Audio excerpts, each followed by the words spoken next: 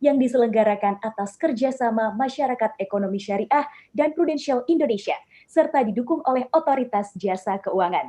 Sebelum acara dimulai, izinkan saya Zerlinda Zuhdi selaku pembawa acara untuk dapat membacakan terlebih dahulu peraturan webinar pada sore hari ini.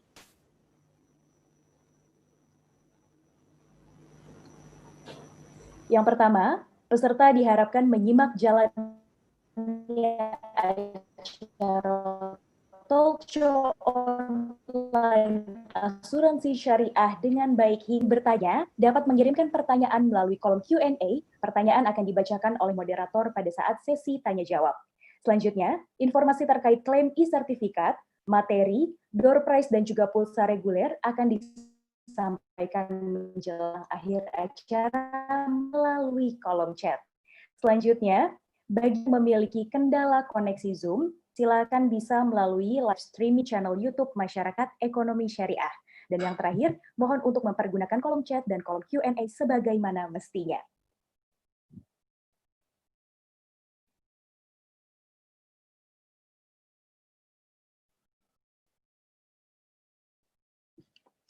Yang kami hormati, Bapak Ahmad Azharuddin Latif selaku narasumber dari Pengurus Pusat Masyarakat Ekonomi Syariah yang juga merupakan Direktur DSN MUI Institute. Yang kami hormati juga Ibu Nini Sumohandoyo selaku Syariah, Government Relations and Community Investment Director Prudential Indonesia. Yang kami hormati juga Mas Ari Untung selaku founder Hijrah Fest dan juga bintang tamu pada kesempatan kali ini. Yang kami hormati juga Bapak Awang Muda Satria selaku narasumber dari Prudential Indonesia. Serta para hadirin sekalian peserta talk show online Asuransi Syariah tahun 2020 yang berbahagia. Bismillahirrahmanirrahim. Assalamualaikum warahmatullahi wabarakatuh. Alhamdulillahirabbil alamin, puji syukur kehadirat Allah Subhanahu wa taala yang pada hari ini memberikan nikmat kesehatan kepada kita semua sehingga kita dapat bermuwajahah, bersilaturahim untuk mengikuti acara talk show online Asuransi Syariah dengan tema Seni Tolong Menolong Zaman Now. Salawat dan salam tercurahkan kepada Nabi Muhammad SAW. Semoga kita menjadi orang yang akan mendapat syafaatnya besok di yaumul akhir. Amin, amin ya rabbal alamin. Hadirin yang kami hormati, untuk membuka acara pada sore hari ini, marilah kita bersama-sama melafazkan basmalah. Bismillahirrahmanirrahim. Selanjutnya, untuk pembacaan doa menambah keberkahan acara kita pada kesempatan kali ini, kami persilahkan kepada Ustadz Raudatul Firdaus untuk dapat memimpin doa pada kesempatan kali ini. Pada beliau, kami persilahkan. Bismillahirrahmanirrahim. Assalamualaikum warahmatullahi wabarakatuh. Bapak Ibu hadirin peserta online talk show Asuransi Syariah yang berbahagia, di hari yang baik ini mari bersama kita menundukkan hati dan pikiran, berserah diri, memohon ampun pada Allah Subhanahu wa taala atas segala dosa, kesalahan, kekhilafan yang telah kita lakukan, baik sengaja atau tidak disengaja. Semoga Allah berkenan mengampuninya. Kita berharap semoga setiap hajat, keinginan, cita-cita, target-target yang telah dicanangkan semua dimudahkan, diberikan petunjuk oleh Allah Subhanahu wa taala. Kita berdoa melalui acara ini memberikan kemanfaatan kepada masyarakat luas, semakin kokoh menancapkan akar pemahaman ekonomi dan keuangan syariah. Bagi saudara-saudara yang beragama non-Islam, mohon berkenan dapat menyesuaikan. Biniyatil qabul wal usul wa husul wa tamamul kulisul wa ma'mula bihadratir rasul. Al-Fatihah. A'udzu billahi minasyaitonir rajim. Bismillahirrahmanirrahim.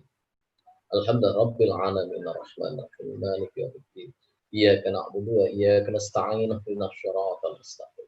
Shiratal ladzina an'amta 'alaihim ghairil maghdubi 'alaihim waladdallin. Astaghfirullahaladzim, astaghfirullahaladzim, astaghfirullahaladzim. Allahumma salli wa sallim ala sayyidina Muhammad wa ala ali sayyidina Muhammad. Alhamdulillah rabbil alamin. Lakal hamdu wa ilaikal mushtaka wa antal musta'an. Wa la hawla wa la quwata illa billahil 'aliyil 'azim. Allahumma ja'al hada jam'ana jam'an marhuma wa tafarruqana min ba'dihi tafarruqan mahsuma. Wa la taj'al fina wa la ma'ana syakiyya wa la matruda wa la mahruma. Allahumma la tada' lana fi maqamina hadza dzamban illa ghafartah wa la hamman illa farajtah wa la maridan illa syafaitah wa la hajatan min hawaiji dunya wal akhirah illa qadaitaha ya rabbal alamin. Allahumma taqabbal minna innaka antas samiul alim wa tub alaina ya maulana innaka antat tawwabur rahim. Rabbana atina fid dunya hasanah wa fil akhirati hasanah wa qina adzabannar. Bifadli subhana rabbika rabbil izzati amma yasifun wa salamun al mursalin walhamdulillah rabbil alamin. Amin amin ya rabbal alamin. Terima kasih.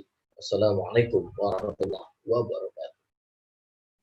Waalaikumsalam warahmatullahi wabarakatuh. Terima kasih kami sampaikan kepada Ustadz Raudatul Firdaus yang telah memimpin pembacaan doa pada kesempatan kali ini. Semoga dengan membaca doa, webinar pada kesempatan kali ini diberikan kemudahan dan kelancaran dari Allah Subhanahu wa taala. Amin amin ya rabbal alamin. Selanjutnya ada informasi kepada para peserta talkshow online asuransi syariah bahwa sertifikat acara, pulsa reguler dan juga door prize acara hanya diberikan kepada peserta yang mengikuti acara dari awal sampai akhir. Jadi pastikan rekan-rekan mengikuti webinar pada kesempatan kali ini sampai selesai ya. Dan juga mengisi kuesioner melalui link yang akan kami share menjelang akhir webinar melalui Zoom Chat. Tanya jawab hanya dilakukan melalui kolom Q&A yang akan saya bacakan saat sesi tanya jawab tiba. Tersedia juga door prize menarik bagi peserta yang nanti akan beruntung dari persembahan dari Prudential, dan juga terima kasih kepada para panelis yang telah hadir pada kesempatan kali ini. Nah, hadirin yang berbahagia, mengenai tema pada kesempatan kali ini yakni seni tolong menolong zaman now. Pastinya teman-teman Bapak Ibu hadirin juga sudah sangat tertarik nih. Sebenarnya seperti apa seni tolong menolong zaman now itu? Telah hadir yang akan bergabung bersama kita, yang akan ngobrol-ngobrol seputar tolong menolong zaman now. Ini ada bintang tamu yang sangat spesial, ada Mas Ari Untung. Assalamualaikum Mas Ari. Waalaikumsalam warahmatullahi wabarakatuh, Mbak Zerlin. Alhamdulillah. Gimana kabarnya Mas Ari? Alhamdulillah, terima kasih Mbak. Baik-baik, Alhamdulillah sehat ya Mas ya. Sehat. Ya, alhamdulillah. Salam juga untuk ini para senior-senior saya yang hadir di sini nih. Mas Azharuddin Latif dan juga Mas Awang Muda, yang ketinggalan semua yang hadir yang mungkin tidak saya sebutkan satu persatu. Terima kasih atas undangannya dan juga para partisipan yang hadir di webinar kita kali ini.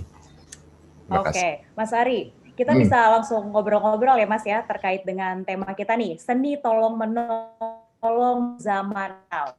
Nah, kalau buat Mas Ari sendiri nih, ketika ada kata-kata tolong menolong, yang terlintas di benak Mas Ari itu apa sih tolong menolong itu?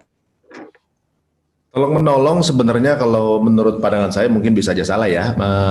Kalau menurut pandangan saya, umat muslim itu kan ahlus sunnah wal jamaah. Dari kata-katanya aja jamaah artinya itu bersama-sama gitu ya. Bersama-sama yang semuanya dilakukan saling berjamaah dan juga tolong menolong itu sudah pasti. Makanya Allah juga menurut saya kenapa ketika sholat berjamaah itu lebih baik ya karena berbarengan gitu, ramean gitu kan. Dan sebenarnya kalau kita ini secara kalau masing-masing itu nggak akan bisa berbuat banyak, tapi kalau bersama-sama itu kita akan jadi sesuatu. Masalahnya sekarang umat muslim belum terkoordinasi atau terintegrasi gitu ya, menurut saya seperti itu. Jadi sebenarnya perekonomian atau juga mungkin apapun hal lainnya itu bisa menjadi solusinya dengan cara tolong menolong. Salah satunya mungkin kalau bicara mengenai tolong menolong itu saya baru ngerasain banget kemarin ketika perhelatan yang kita waktu itu trial untuk buat hijrah fest yang pertama. Itu adalah mungkin sebuah upaya gitu ya, karena waktu itu juga perusahaan saya kebetulan bergerak dengan event organizer, tapi memang belum pernah mengerjakan pekerjaan yang berhubungan dengan keagamaan gitu kan, itu baru trial. Jadi walaupun eventnya itu pengajian modern gitu ya, tapi memang dengan nuansa modern gitu, dengan nuansa yang biasa kita kerjakan sebelumnya. Nah di situ adalah kenapa kita buat acara seperti itu adalah gini, waktu kalau sekarang orang mungkin banyak yang kaget dengan apa yang namanya new normal ya kan, maksudnya berubahnya habit kita gitu ya, tadinya kerja di kantor sekarang di rumah gitu ya, tadinya kerjanya ini sekarang begitu gitu, dan harus beradaptasi terlebih dahulu. Nah kita sama teman-teman webinar ini ya Mas ya? Ya contoh ini salah satunya gitu ya. Jadi kayak kita sama teman-teman itu 3 tahun yang lalu merasakan new normal itu gitu. Dimana tadinya kita syuting seperti biasa, ada yang mulai membatasi syuting, ada yang mulai kayaknya yang ini nggak saya ambil deh gitu. Terus kemudian di kantor saya akad-akad yang ini nggak saya ambil, maunya yang ini aja gitu kan, berubah gitu, udah kayak new normal gitu.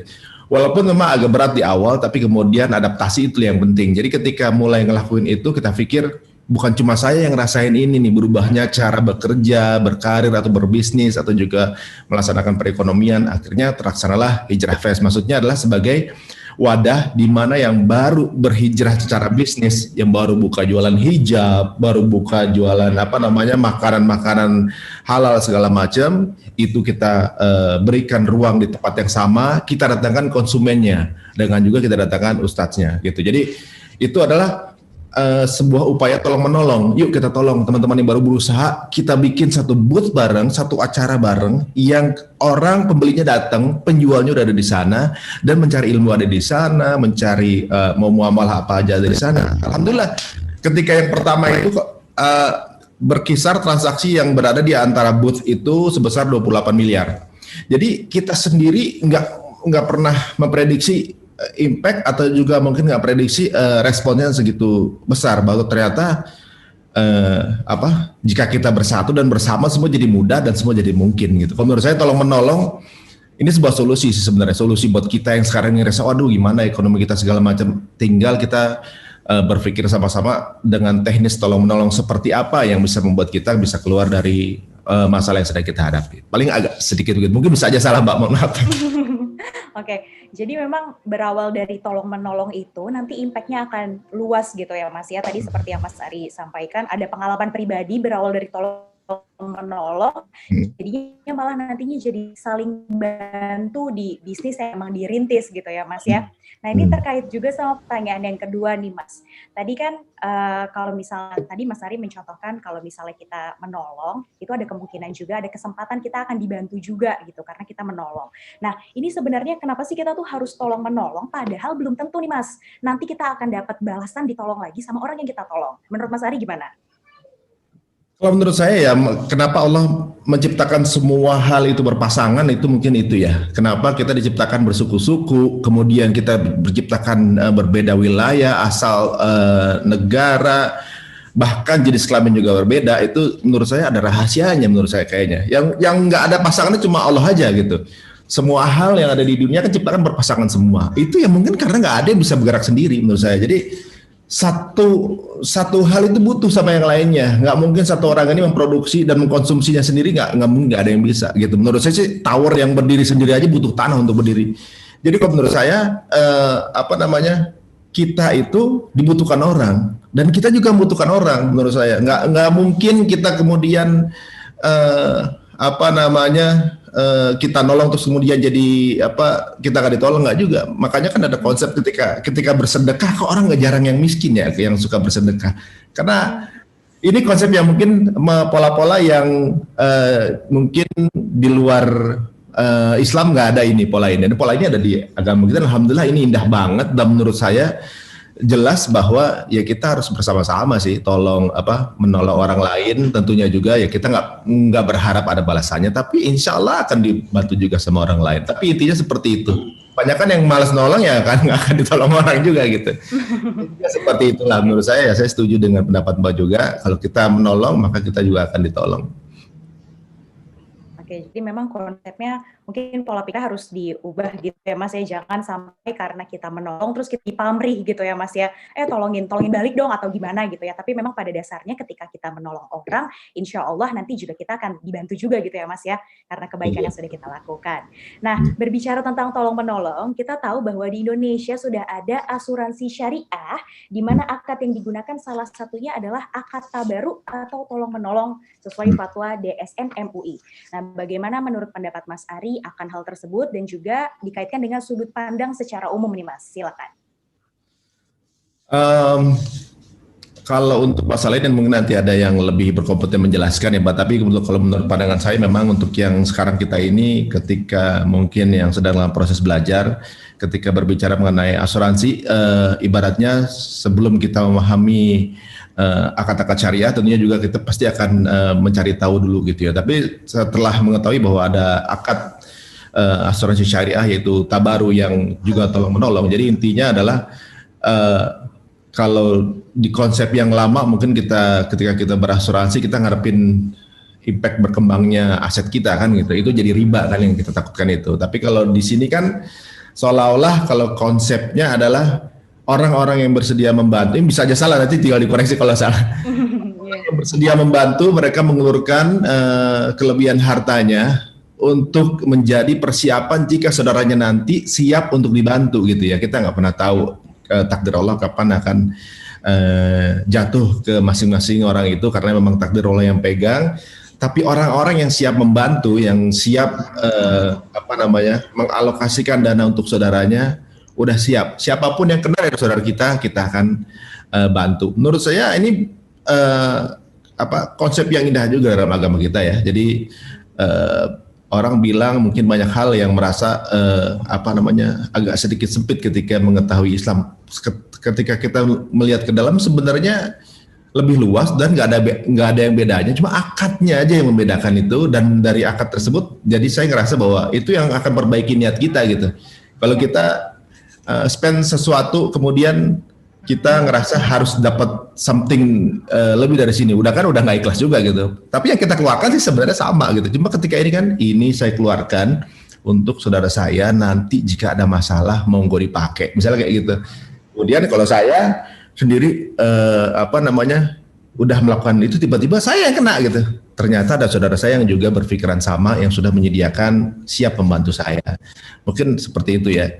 Ya bisa aja salah, tapi menurut saya akad-akad seperti ini yang ketika baru dipelajari ternyata indah sekali gitu. Kayak mungkin saya juga baru tahu bahwa pembiayaan itu bisa diambil dari wakaf produktif gitu kan, saya jadi amazed gitu. Ada satu sisi dari wakaf yang bisa dikelola seperti deposito. Ini manis banget sih sebenarnya, dan juga selain kita bisa bermuamalah secara baik juga mendapatkan pahala, jadi double benefit kalau menurut saya. Masya Allah, jadi memang konsep akad dari Tabaru tolong menolong ini memang sangat indah sekali ya Mas Ari ya. Boleh mungkin Mas Ari sharing sedikit Mas pengalaman pribadinya terkait dengan tolong menolong itu sendiri yang paling menarik gitu Mas, atau mungkin gak disangka-sangka ternyata dapat balasannya gitu Mas. Jadi alhamdulillah ya, maksudnya gini ya, banyak hal sekarang kan yang menjadi masalah dari rekan-rekan kita yang baru UMKM yang baru maksudnya kita banyak mendengar berita-berita bahwa banyak yang dikeluarkan dari pekerjaannya atau layoff, atau bahkan ada berita juga ada sekitar lebih dari 118 pilot kemudian dipecat dari perusahaan penerbangan, sekarang jualannya makanan di Instagram gitu. Sebenarnya kalau mereka memulai pekerjaan seperti itu kan nggak mudah sebenarnya memulai usaha kuliner ya, udah ada aja belum tentu survive gitu kan. Nggak mudah untuk memulai usaha seperti itu. Nah disinilah kami gitu sama teman-teman pengajian musyawarah membuat satu momen di mana bahwa kita mengendorse barang-barang tersebut secara gratis. Jadi kita tolong mereka, apalagi yang mungkin followersnya masih sedikit, belum ada engagement, orang nggak tahu gitu kan, bagaimana ada yang beli. Akhirnya kita coba membuat satu wadah itu di mana kita bantu mereka, kita endorse secara gratis untuk para public figure yang sudah punya ratusan ribu atau jutaan followers untuk mengendorse barang-barang tersebut secara gratis, tapi dengan syarat harus produk itu halal. Nah, dengan hal-hal seperti ini yang kita lakukan, ya memang kita berniat hanya untuk membantu aja, untuk teman-teman bisa keluar sama-sama dari masalah ini. Tapi ternyata di masing-masing kita, alhamdulillah kita mendapatkan penawaran akad-akad yang di perusahaan masing-masing yang kita nggak tahu whatsoever datangnya dari sudut yang mana. Nah itu yang membuat kita ngerasa kita nggak pernah berpikiran akan dapat offer ini kok bisa datang. Itu hal seperti itu kita selalu percaya. Jadi kita merasa bahwa kebetulan para guru-guru ini udah memberikan banyak sekali ilmu yang unlimited buat kita gitu ya, bahwa mungkin hukum dalam ekonomi itu kan take and give gitu ya, bahwa ternyata dalam agama kita justru mengajarkan sebaliknya, kita adalah give and give gitu. Masalah kita take-nya nanti tunggu Allah ngasihnya gimana aja. Oke, jadi yang barusan Mas Ari sampaikan benar-benar peristiwanya zaman now ya Mas ya, berawal dari banyak rekan-rekan di sekitar kita, mungkin orang-orang di dekat kita juga yang mulai di PHK atau di layoff gitu ya, terus timbul ide untuk endorse itu tadi ya Mas ya, asalkan barangnya adalah barang yang halal gitu. Jadi benar-benar itu adalah salah satu contoh seni tolong menolong zaman now. Menggunakan kecanggihan sosial media, kita juga bisa membantu teman-teman kita yang mungkin dalam keadaan susah dan Masya Allah ternyata datang aja kita dapat sesuatu yang memang diberikan oleh Allah sebagai balasannya gitu ya Mas Ari ya. Nah, Mas Ari mungkin ada pesan Mas untuk rekan-rekan yang sudah hadir di webinar pada kesempatan sore ini, silakan Mas. Untuk teman-teman semua yang hadir di sini, Masya Allah luar biasa. Ini saya lihat ada 1000 partisipan luar biasa nih yang ada di sini semuanya. Saya rasa juga yang hadir di sini adalah yang memiliki semangat tolong menolong yang luar biasa, memiliki keinginan untuk membantu sesama gitu ya. Dan sudah waktunya perekonomian syariah ini bangkit ya. Karena secara demografi kemana saya baru pelajari bahwa ternyata pertumbuhan dari perekonomian syariah ini di era pandemi justru jauh lebih pesat dan 2 miliar penduduk dunia itu lebih dari setengahnya kalau nggak salah ya, itu adalah penduduk muslim dan 13% dari jumlah total itu adalah orang Indonesia. Jadi orang Indonesia adalah market syariah terbesar di dunia gitu. Jadi sebenarnya kita tinggal dalam pasar nih, karena marketnya kan di sini nih. Semua pada mengarah ke perekonomian syariah. Kenapa kita enggak gitu? Kadang-kadang kita masih mungkin ada beberapa hal yang merasa kita apa ini benar akadnya segala macam, apa yang mungkin masih diragukan.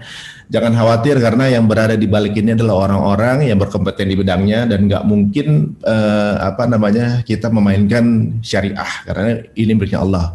Dan bicara mengenai perekonomian, Rasulullah SAW adalah orang atau ekonom terbaik yang pernah hidup di bumi. Jadi semua konsepnya tidak pernah salah teman-teman. Jadi insya Allah untuk teman-teman yang ada di sini dengan hadir di sini aja, saya rasa adalah orang-orang yang terpilih ya, takdirnya kita bisa berada sama-sama di sini untuk sama-sama majukan perekonomian syariah, salah satunya melalui asuransi syariah. Oke, Mas Ari, ini ada pertanyaan baru masuk nih Mas dari peserta. Pertanyaannya gini Mas, jika Mas Ari harus memilih antara asuransi konvensional atau asuransi syariah, mana yang Mas Ari pilih dan apa alasannya? Silakan Mas Ari. Kalau saya jujur memang untuk asuransi konvensional saya nggak pakai ya. Jadi ibaratnya banyak akad-akad yang saya mungkin merasa nggak sesuai dengan yang saya pahami sekarang. Kalau akad syariah, syariah, asuransi syariah tadi kan dengan akad tabarut, insya Allah saya akan lebih memilih itu dikarenakan itu tadi, karena kan azasnya tolong menolong atau niatan utamanya itu saya expense ini untuk menolong saudara saya gitu. Dengan niatan itu aja, insya Allah mudah-mudahan dapat pahala udah nolong orang gitu, walaupun dananya belum kepake sama orang lain gitu. Sama aja kayak kita sedekah atau kita zakat atau kita wakafin, harta kita pun sudah keluar sih sebenarnya. Keluarnya akan jadi pahala atau dosa kan tergantung dari niatnya gitu. Jadi bagaimana setiap kita expense sesuatu menurut saya harus dengan niatnya lillah lah gitu. Kalau di antara dua itu saya pasti insya Allah pilih yang syariah, asuransi syariah. Karena sesuai dengan akadnya itu ya Mas ya, tolong menolong, dan juga pastinya insya Allah karena niat kita dari awal sudah tolong menolong, mudah-mudahan bermanfaat untuk diri kita dan juga untuk saudara kita yang nanti akan ditolong karena dana yang sudah kita keluarkan. Masya Allah, terima kasih banyak Mas Ari Untung sudah bergabung pada webinar kesempatan kali ini. Mudah-mudahan sharing tadi bisa tolong menolong zaman now. Terima kasih banyak Mas Ari. Sama-sama Mbak, terima kasih untuk teman-teman. Salam buat Mbak Venita ya Mbak, Mas. Insya Allah. Ya, terima kasih semuanya. Banyak ya Mas Ari sudah bergabung. Ya. Assalamualaikum. Ya, baik. Waalaikumsalam warahmatullahi wabarakatuh. Ya, rekan-rekan yang sudah hadir pada talkshow online asuransi syariah, itu tadi sharing kita bersama bintang tamu spesial pada kesempatan kali ini, yaitu Mas Ari Untung, yang sudah sedikit banyak sharing mengupas tentang seni tolong menolong zaman now. Mudah-mudahan apa yang tadi disampaikan bisa bermanfaat untuk kita semua. Nah, selanjutnya kita akan masuk ke sesi utama. Ya, ini kita akan mengupas topik-topik yang berkaitan dengan tema kita, yakni seni tolong menolong zaman now, bersama dengan narasumber yang sudah hadir di tengah-tengah kita. Yang pertama ada Bapak Ahmad Azharuddin Latif dari Pengurus Pusat Masyarakat Ekonomi Syariah. Assalamualaikum Bapak. Waalaikumsalam warahmatullahi wabarakatuh. Apa kabarnya Pak? Alhamdulillah baik, Mbak Zerlin. Sehat, Mbak Zerlin? Baik, sehat. Alhamdulillah Pak. Sudah sangat bersemangat nih ya Pak ya untuk dapat mengisi materi kita pada kesempatan kali ini ya Pak ya. Baik, Ya, selanjutnya juga telah hadir di tengah-tengah kita. Mas Ari. Betul. Selanjutnya juga sudah hadir di tengah-tengah kita Bapak Awang Muda Satria dari Prudential Indonesia. Assalamualaikum Pak Awang. Waalaikumsalam warahmatullahi wabarakatuh. Gimana kabarnya Pak? Alhamdulillah sehat. Mbak Zerlin sehat ya? Alhamdulillah sehat-sehat. Alhamdulillah sudah sangat siap nih kayaknya Pak Awang untuk memberikan materi ya Pak ya. Siap, Insya karena ada Allah. Ustadz Azhar, insya Allah siap. Masya Allah. Baik. Nah, untuk sesi pertama, rekan-rekan sekalian akan kami persilahkan kepada Bapak Ahmad Azharuddin Latif untuk dapat menyampaikan materinya dengan durasi waktu presentasi 20 menit. Mohon izin ya Pak, nanti kalau misalnya agak molor-molor, saya bantu ingatkan. Kepada Bapak Ahmad Azharuddin Latif, selaku pengurus Pusat Masyarakat Ekonomi Syariah, kami persilakan. Oke, bismillahirrahmanirrahim. Assalamualaikum warahmatullahi wabarakatuh. Alhamdulillahilladzi nasta'inuhu wa nastaghfiruh wa na'udzu billahi min shururi anfusina wa min sayyiati a'malina. May yahdihillahu fala mudhillalah wa may yudlil fala hadiyalah. Asyhadu an la ilaha illallah wahdahu la syarikalah wa asyhadu anna Muhammadan 'abduhu wa rasuluh. Allahumma shalli wa sallim wa barik ala sayyidina Muhammad wa ala alihi wa ashabihi ajma'in. Amma ba'du. Yang saya hormati keluarga besar Prudential, ada Ibu Nini ya, ada Pak Ari, ada Pak Rizky, ada Pak Zaki. Yang saya hormati keluarga besar MES, tadi ada Mbak Zerlin, Mas Surya. Yang saya hormati para narasumber kami yang tercinta, ini ada Mas Awang, ada Mas Ari Untung. Nih, salam kenal Mas Ari Untung. Alhamdulillah bisa ketemu. Walaupun ketemu lewat Zoom, mudah-mudahan nanti kita tindak lanjuti ketemu di darat, Mas Ari. Sama-sama, Mas. Ya. Kalau sama Mas Awang ini udah sering keliling ke daerah, ya, teman saya luar biasa. Bapak, Ibu, adik-adik sekalian yang berbahagia, ini luar biasa pesertanya sampai 1000. Nih, kata Mas Awang tadi, anggap aja ini tabligh akbar, itu Mbak Zerlin. Jadi ini bukan seminar, kata Mas Awang, tabligh akbar. Ini kalau dikumpulin ke lapangan, dikira kita lagi kampanye pilkada. Ya, teman-teman semuanya yang saya hormati, apa yang disampaikan Mas Ari Untung tadi menarik sekali ya, tentang konsep tolong-menolong. Dan memang tolong-menolong itu ya take and give ya. Jelas itu, hadis Rasulullah jelas ya. Wallahu fi aunil abdi, maka anal abdu fi auni akhi. Bahwa Allah itu akan menolong hambanya kalau hambanya tadi menolong orang lain. Itu jelas tuh kata Rasulullah kan.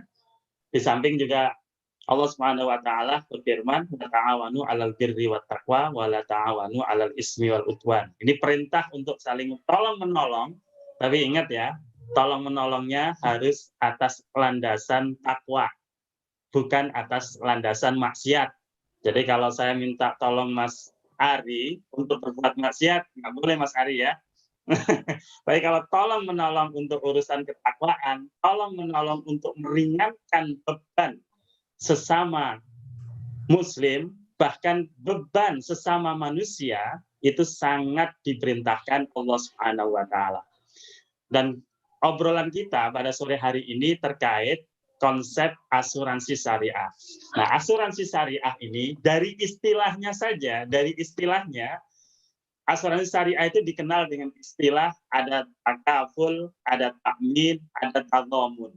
Ini kalau diartikan bahasa Jakartaan itu ya saling menanggung, saling menolong, saling menjamin. Nah, persis sekali dengan yang obrolan sama Mas Ari tadi. Jadi saling menanggung, saling menolong, saling menjamin. Nah, prinsip tolong-menolong, tanggung-menanggung, jamin-menjamin, ini tidak hanya anjuran Al-Quran. Budaya Indonesia itu dikenal dengan budaya tolong-menolong, yaitu budaya gotong royong. Jadi sangat sesuai sekali dengan budaya Indonesia yang masyarakatnya memang suka tolong-menolong.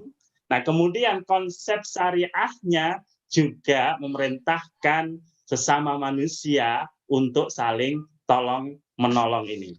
Nah, tolong-menolong, selain tadi yang saya bacakan ya, kalau teman-teman mau mendalami, ini prinsip-prinsip dari asuransi syariah, banyak sekali ya dalam hadis Nabi, misalnya prinsip saling bertanggung jawab ya. Mathalul mu'minina fi tawaddihim wa tarahumihim wa ta'atufihim mathalul jasadi idastaka minhu udmun ada'alahu sa'il jasadi bisahri wal humah ya.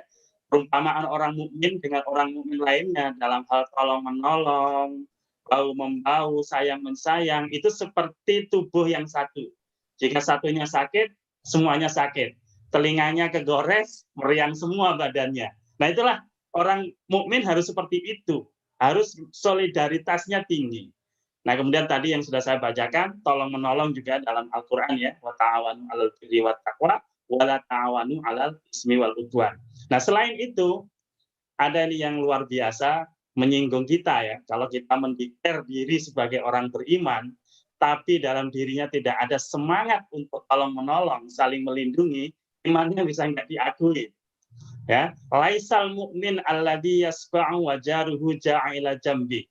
Bukanlah orang mukmin dikatakan mukmin kalau dia kenyang tetapi tetangganya lapar. Nah, ini Mbak ya.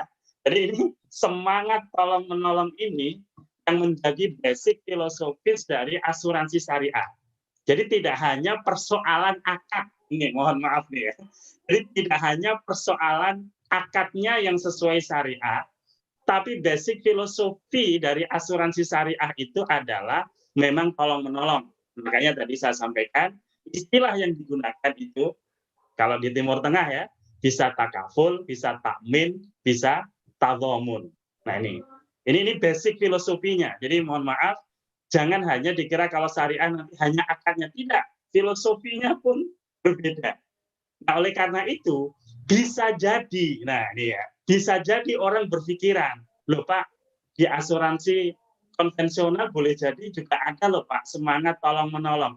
Oke, kalau memang ada, no problem. Ya, no problem. Misalnya nih ya, kalau kita ketika mengukur suatu lembaga keuangan itu sesuai syariah atau tidak, biasanya kan parameternya sesuai nggak naik dengan maqasidus syariah. Misalnya sekarang kita bicara asuransi ya, ini asuransi masih umum nih, yang konven pun. Apakah asuransi konven memelihara harta? Yes, ya. Asuransi konven juga memelihara harta. Ada asuransi kerugian itu jelas sekali tuh, yang dipelihara adalah harta. Asuransi syariah memelihara akal, ya ada asuransi pendidikan. Asuransi syariah memelihara keturunan, memelihara jiwa, ya asuransi jiwa itu memelihara jiwa, memelihara keturunan, iya. Apakah asuransi syariah memelihara agama, prinsip-prinsip agama? Nah, inilah yang perlu kita pertanyakan. Benar nggak di asuransi konven itu memelihara agama? Termasuk benar nggak di asuransi syariah yang mengklaim dirinya syariah telah memelihara agama? Nanti kita lihat. Artinya secara filosofi, sebenarnya asuransi memang, makanya di dunia Arab ya, takmin, ya, kemudian takaful, asuransi konven pun bisa jadi diistilahkan takaful takmin. Karena tolong menolongnya juga ada. Tapi dari sisi hifdzuddin, memelihara prinsip-prinsip agama, inilah yang boleh jadi tidak ada. Apa misalnya? Adakah jaminan dalam asuransi konvensional bisa terlepas dari maisir, judi, untung-untungan, yang kalau satu untung satu rugi?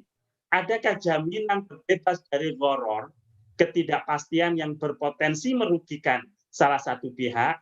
Adakah jaminan dari terlepas riba? Pasti tidak ada jaminan karena investasinya tidak bisa dijamin, pasti terhindar dari riba. Adakah jaminan tadlis, adanya tipu-menipu? Ini juga tidak ada jaminan.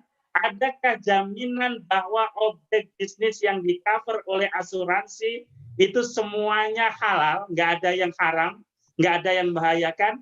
Tidak ada jaminan. Karena asuransi konvensional yang penting undang-undang tidak melarang, meskipun objeknya itu dalam pandangan syariah itu tidak sesuai syariah, tetap jalan.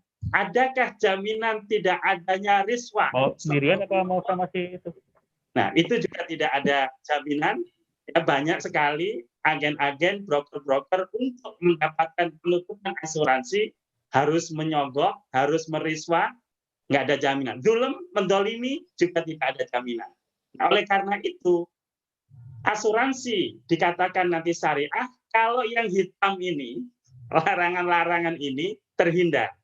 Oleh karena itu, boleh jadi ini ya, mohon maaf nih, boleh jadi perusahaan mengklaim syariah, ternyata masih ada unsur-unsur yang seperti ini. Bisa jadi juga masih sifatnya adalah syariah, bukan syariah.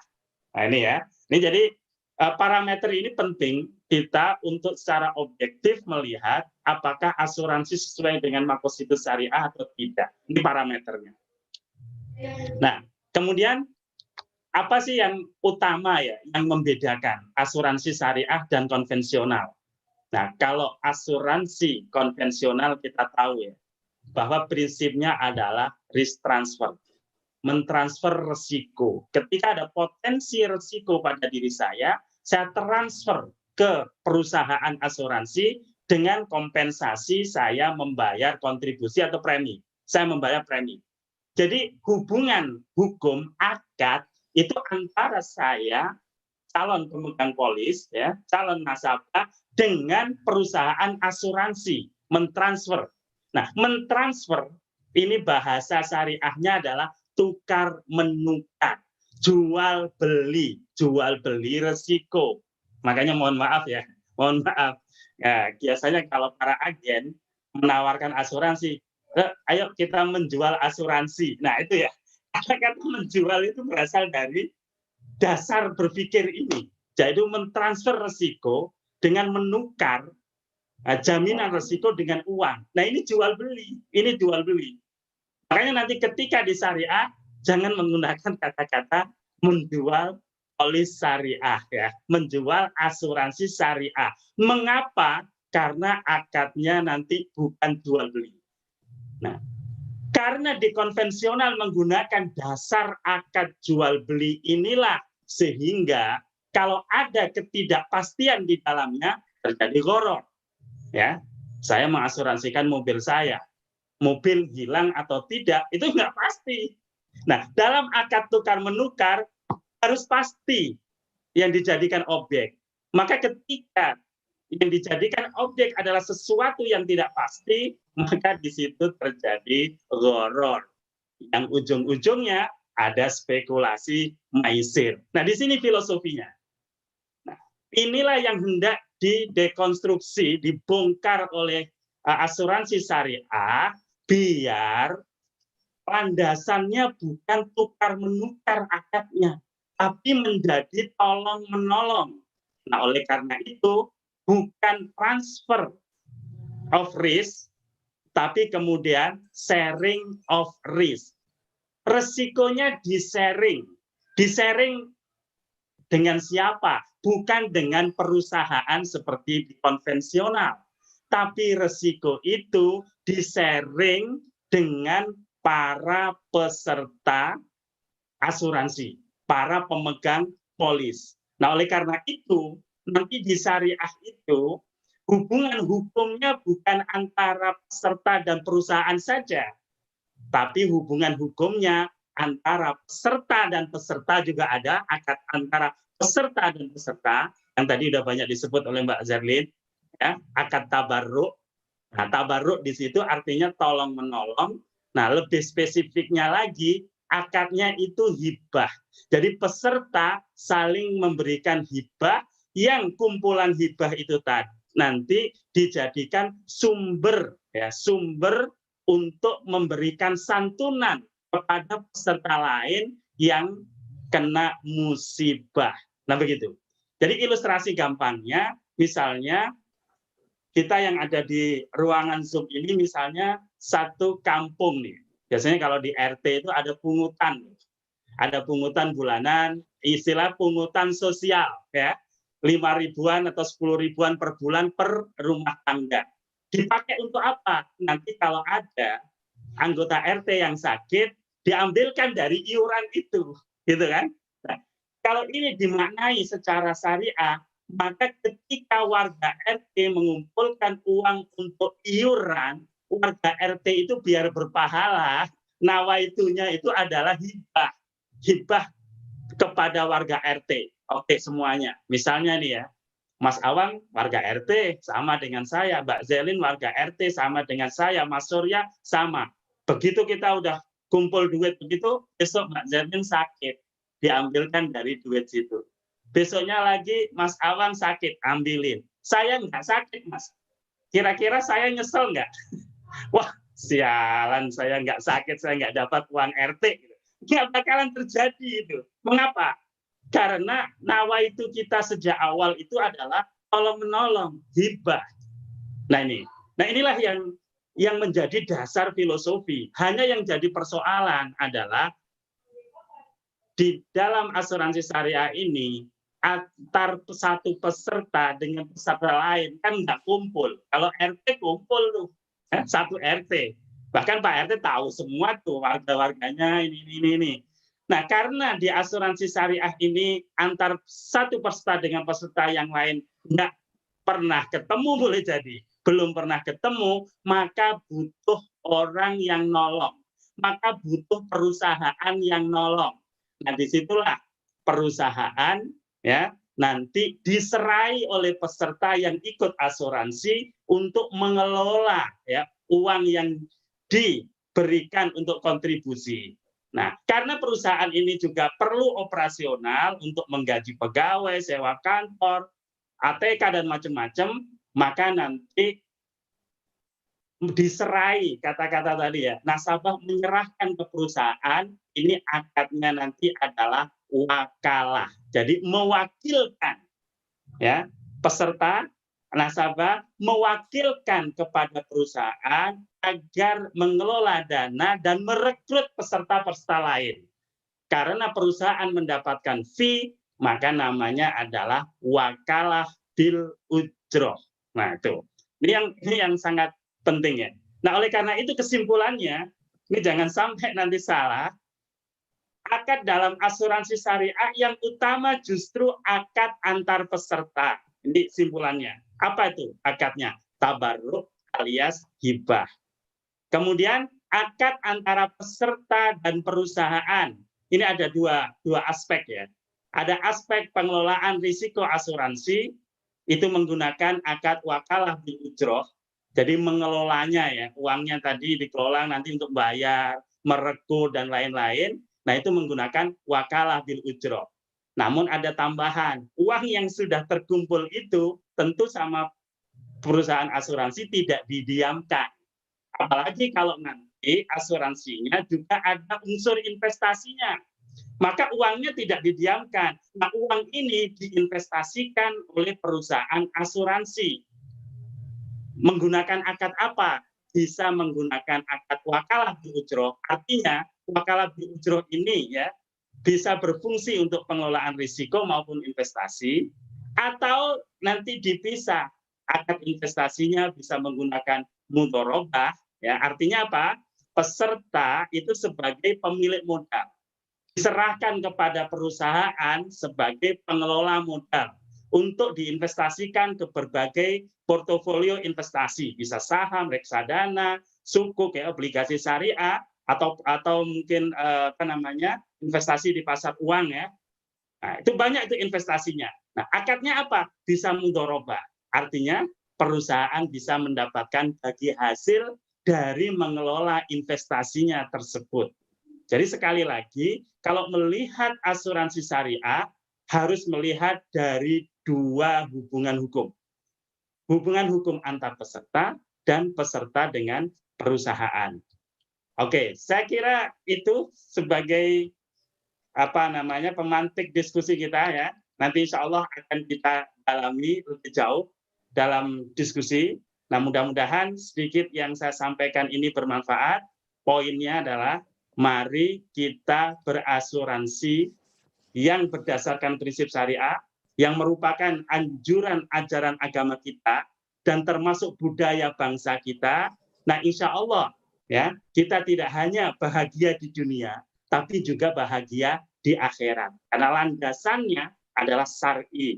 Landasannya adalah Al-Quran dan As-Sunnah. Lebih-lebih kalau motivasinya, niatannya disertai dengan niatan yang tulus, lengkap dunia akhirat. Terima kasih. Assalamualaikum warahmatullahi wabarakatuh. Waalaikumsalam warahmatullahi wabarakatuh. Terima kasih Bapak Ahmad Azharuddin Latif atas penyampaian materinya. Ini pastinya teman-teman yang sudah bergabung di webinar pada kesempatan kali ini banyak sekali yang ingin ditanyakan ini, Pak, karena sudah banyak sekali juga pertanyaan yang masuk. Nanti akan kita sama-sama diskusikan ya Pak ya pada sesi tanya jawab. Bagi teman-teman, jangan lupa untuk langsung saja mengajukan pertanyaannya pada kolom Q&A, karena nanti yang pertanyaannya terpilih untuk dibacakan dan dijawab oleh para panelis nanti berkesempatan akan mendapatkan door prize ya. Dan selanjutnya kita lanjut ke pemateri yang kedua. Kami persilahkan kepada Bapak Awang Muda Satria untuk dapat menyampaikan materinya dengan durasi waktu presentasi 20 menit. Mohon izin ya Pak, nanti kalau misalnya agak ngaret, saya bantu mengingatkan ya. Silakan Pak Awang. Bismillahirrahmanirrahim. Assalamualaikum warahmatullahi wabarakatuh. Salam sejahtera untuk kita semua. Kepada pengurus MES yang saya hormati, kepada speaker kita yang luar biasa. Ini saya kalau kemana-mana dulu biasanya ya Pak Azhar ya, kalau lagi nggak pandemi kita jalan mulu ini Pak Azhar ya, ke daerah-daerah, bagaimana kita supaya mengenalkan ekonomi syariah ke daerah-daerah, dan luar biasa, Masya Allah ya, ternyata orang-orang itu di Indonesia itu minat untuk ekonomi syariahnya luar biasa. Dan juga tadi ada speaker kita yang luar biasa keren juga, ada Mas Ari gitu ya. Saya kalau dengar Mas Ari ini mirip dengan kalau saya ke kantor itu dengan Mas Ari juga namanya. Bedanya head unit kita namanya Ari Purnomo, kalau yang tadi Ari Untung gitu ya. Jadi sama-sama Ari gitu. Itu menarik. Nah, banyak hal tadi yang udah di-share di speaker pertama, kedua ya. Tapi saya ini sebagai speaker ketiga agak susah nih, karena kalau speaker 3 itu, kalau ke pertama, kedua, kalau saya ada yang salah bisa dikoreksi sama Ustadz Azhar nih. Tapi kalau saya nanti yang ketiga ada yang salah, mohon Ustadz diperbaiki ya Ustadz ya. Masih muda Ustadz, hormat kepada senior. Jadi kalau ada yang salah-salah sedikit, tolong kita yang muda ini dibimbing Ustadz ke jalan yang benar. Baiklah, sebelum saya mulai, saya ingin share screen dulu. Zerlin, apakah slide saya sudah bisa dilihat? Bisa, Mas. Oke, terima kasih. Kita sekarang akan membahas tentang seni tolong-menolong zaman now gitu ya. Menariknya kalau kita bicara tolong-menolong, sebenarnya tolong-menolong itu sebelum zaman now pun udah ada ya Bapak Ibu semua. Jadi yang akan kita bicarakan ini, kenapa ada zaman now gitu, kalau memang tolong-menolong itu dari dulu ada. Nah, seninya itu di mana? Nah, di sini yang akan saya sedikit jelaskan. Seni tolong-menolong zaman now itu yang membedakannya dengan tolong-menolong yang lalu-lalu itu bagaimana? Karena sebenarnya kita bukan ingin menciptakan sesuatu yang baru, tetapi kita berusaha relevan terhadap era yang ada saat ini. Era modern saat ini, di mana instrumen keuangan, kebutuhan manusia terus berkembang gitu ya. Bagaimana tolong-menolong ini bisa tetap relevan untuk membantu kehidupan manusia sehingga kehidupannya itu tetap lancar. Nah, inilah yang akan menjadi tema menarik dan akan kita bahas saat ini. Tadi Ustadz Azhar sudah menjelaskan arti dari macam-macam asuransi. Nah, saya di sini agak tertarik membahas sedikit tentang asuransi yang dikaitkan dengan takmin gitu ya. Karena dalam sebuah buku referensi yang saya baca itu dia membahasnya dari sisi takmin ya, dan saya sebenarnya takmin itu apa sih?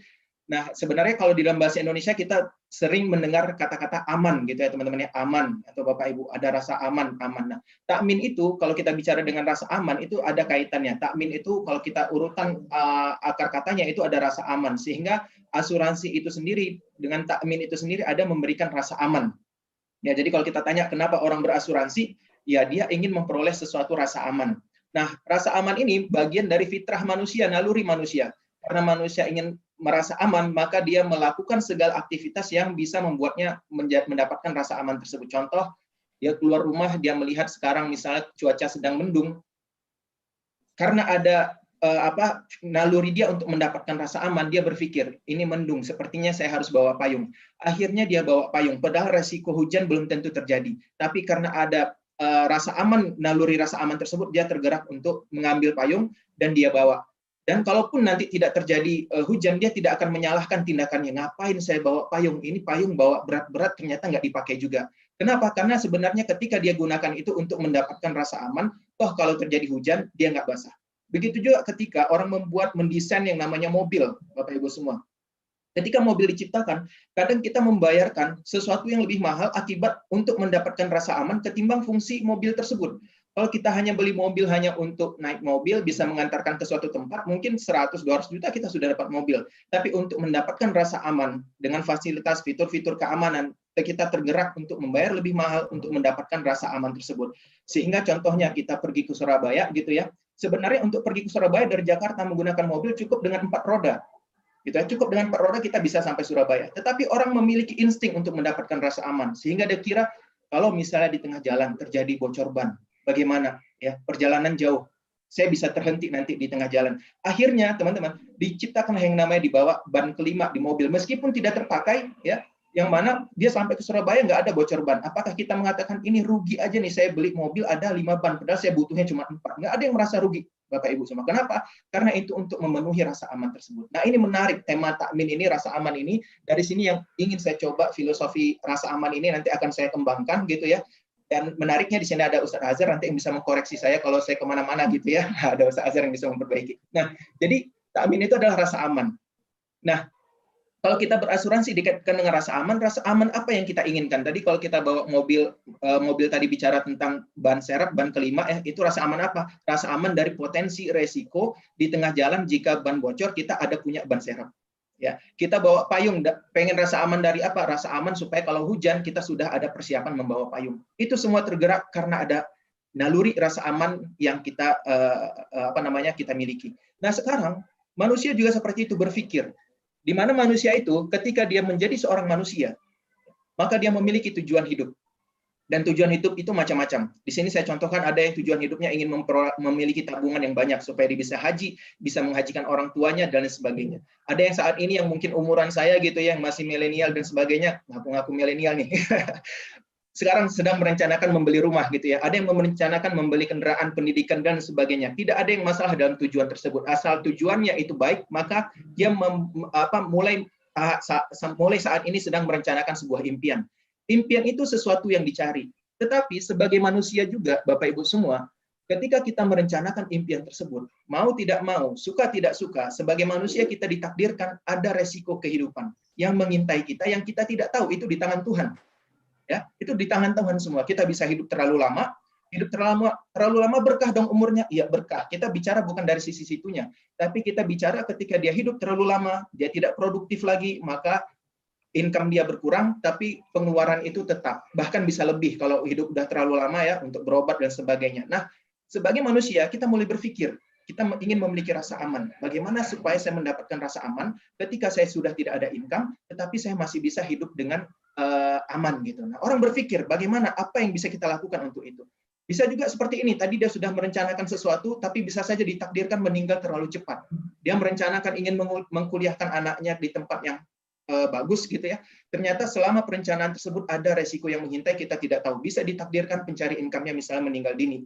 Nah, si pencari income, dia merasa bagaimana supaya saya mendapatkan rasa aman, meskipun saya tidak ada, anak saya, keluarga saya tetap bisa melanjutkan kehidupan.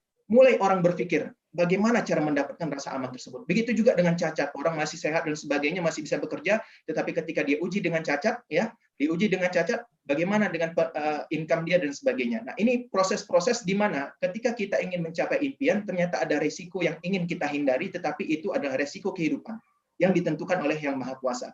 Jadi dari 2 slide ini poinnya Bapak Ibu semua, ada impian yang ingin kita cari, ada resiko yang ingin kita hindari. Permasalahannya resiko ini kita nggak bicara kapan terjadi, tetapi yang kita bicarakan adalah ketika resiko itu terjadi, Bapak Ibu semua, yang permasalahannya adalah ketika resiko itu terjadi ada potensi kerugian keuangan. Contoh, ada seorang kepala keluarga, pendapatan sehari-hari gitu ya, dia basis income-nya ada pendapatannya sehari-hari, misalnya dia diuji dengan misalnya dia sakit masuk rumah sakit rawat inap. Ketika dia masuk ke rumah sakit ya rawat inap, berarti kalau dia pendapatannya harian, dia nggak ada memiliki pendapatan saat itu. Justru pengeluarannya bertambah, harus membayarkan rawat inapnya dan sebagainya. Belum lagi pengeluaran yang biasanya. Nah, ini sebagai manusia dia akan mengantisipasi bagaimana saya supaya mendapatkan rasa aman jika resiko itu terjadi. Dan orang terus berpikir untuk bagaimana mendapatkan rasa aman tersebut ya. Makanya ketika kita bicara asuransi syariah, fungsi takmin tadi ya, Fungsi takmin tadi yang rasa aman tadi adalah supaya potensi kerugian keuangan tadi dikendalikan dengan asuransi. Ya, dikendalikan. Jadi ketika misalnya dia tadi masuk ditakdirkan rawat inap dan sebagainya, kan masalahnya kalau saya sering ditanyain, uang sebenarnya kita bukan nggak mau dirawat di rumah sakit itu. Iya, insya Allah sembuh. Tetapi setelah sembuh nanti bisa sakit lagi, Wang. Kenapa? Karena ketika sembuh lihat tagihannya kayak gitu ya sakit lagi akhirnya, kan jadi seperti itu. Nah, berarti permasalahannya bagaimana memenuhi biaya-biaya yang timbul akibat terjadinya resiko tersebut. Kembali lagi kepada rasa aman keuangan tadi, Bapak Ibu semua. Sehingga ketika ada asuransi ini berusaha mengendalikan potensi kerugian keuangan. Cuman permasalahannya nanti berbeda konsepnya antara syariah sama konven. Cara ngelolanya gimana? Nah, ini saya sedikit sharing tentang kalau tadi misalnya Bapak Ibu sekarang ini konsep sederhana, mohon maaf kalau misalnya ada yang lebih senior daripada saya, ini saya hanya untuk mengilustrasikan bagaimana kas keuangan kita gitu ya. Ini misalnya ada Bapak Ibu ya, ada Bapak Ibu misalnya namanya A, B gitu ya. Dia sedang merencanakan anaknya kuliah 18 tahun lagi ya. Tadi dia merencanakan dia punya tabungan untuk kehidupan sehari-hari dia, kemudian dia mulai berinvestasi untuk mengumpulkan dana agar anaknya umur 18 tahun dia anaknya bisa kuliah sesuai dengan yang diinginkan. Oke, nah sekarang kalau misalnya dia hanya nabung, hanya investasi, saya logikakan Bapak Ibu, ini ibarat orang yang pengen pergi ke Surabaya pakai mobil pribadi, dia hanya membawa roda 4 saja, nggak pakai ban serep. Ya, dia nggak bawa ban kelima. Kenapa? Karena selama 18 tahun yang panjang ini bisa saja terjadi yang namanya resiko. Resiko apa? Pencari nafkahnya kita lihat. Bisa saja dia meninggal dini, bisa saja dia sakit, atau bisa saja dia cacat. Itu takdir dari Yang Maha Kuasa. Kita tidak menentukan, dan kita tidak bisa mengintervensi tersebut. Nah, sekarang, tadi kita bicara rasa aman. Bagaimana sebagai seorang pencari income ini, dia mendapatkan rasa aman supaya meskipun resiko itu misalnya ditakdirkan kepada dia, tetapi perencanaannya ini tetap bisa lanjut. Kayak tadi nih, orang pergi naik mobil ke Surabaya dengan 4 roda, dia akan harap-harap cemas, semoga ban nggak bocor, semoga ban nggak bocor. Jadi selama perjalanan kadang dia nggak mendapatkan rasa aman, agak ada rasa was-was nih. Mudah-mudahan bannya nggak bocor, mudah-mudahan. Jadi selama perjalanan kadang pikirannya itu aja, teman-teman. Nah, begitu juga dengan seperti ini. Ketika dia merencanakan seperti ini, ada rasa di mana, wah ini kalau misalnya saya sehat saja, insya Allah tercapai. Kalau misalnya ada yang ditakdirkan lain, ini bagaimana? Nah, di sini nanti perannya. Bagaimana nanti kalau misalnya terjadi si pencari income-nya ditakdirkan meninggal dunia, investasinya belum tercapai, maka tabungan akan terkuras dan sebagainya. Nah, di sini mulai terjadi yang namanya kesulitan keuangan. Ya, di mana kesulitan keuangan ini ya mau ditanggung lewat mana? Apakah dengan berhutang atau apa? Nah, itu nanti dicari caranya. Bagaimana dapat rasa amannya? Nah, kalau misalnya dia menggunakan konsep asuransi, dengan santunan asuransi ini dia bisa menutup kekosongan keperluan dia ketika terjadi resiko tadi. Jadi kalau ketika bocor nih ditakdirkan, maka ban kelima tadi bisa digunakan. Gitu ya, teman Bapak Ibu semua. Nah, sekarang Bapak Ibu semua, saya ingin membuat polling sedikit nih. Boleh dibantu oleh masyarakat ekonomi syariah ya, oleh operator. Saya pengen polling sedikit. Ini pertanyaannya, siapa yang punya saat ini dana warisan 1 miliar? Pilihannya sudah punya atau belum punya. Nah, silakan ini polling ini, silakan Bapak Ibu semua berpartisipasi ya untuk mengisi apakah Anda yang saat ini sudah punya dana warisan 1 miliar atau belum. Nah, itu silakan jawabannya tinggal sudah punya atau belum punya. Ya. Jika sudah, Bapak Ibu bisa misalnya mengerjakan nomor 2, polling nomor 2 itu apakah Anda ingin memiliki dana warisan 1 miliar atau tidak? Jawabannya adalah iya atau tidak ingin gitu ya. Saya ingin berarti iya, atau saya tidak ingin maka jawabannya tidak. Saya kasih waktu 5 detik atau 10 detik ya untuk menjawab pertanyaan tersebut.